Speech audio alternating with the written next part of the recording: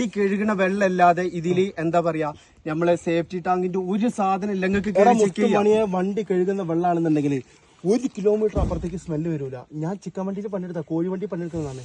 ഞാൻ അശോക് ലൈനിലാണ്ട് പണിയെടുക്കുന്നതാണ്. ഹെവി ഡ്രൈവറാണ് ഞാൻ. ഇതേപോലെ ഈ സാധനം ഡിസ്പോസ് ഇവിടെ ചെയ്യും. ഫസ്റ്റ് വാട്ടർ ടാങ്ക് ഒന്ന് കയറി നോക്കിയാൽ മതി. ഇത് ഓപ്പൺ ചെയ്ത് ഇവിടെ ഓപ്പൺ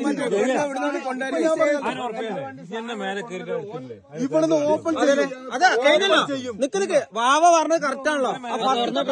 തുറന്നിട്ട് നിങ്ങൾ കാണിക്ക് പ്രശ്നം കഴിഞ്ഞില്ലേ?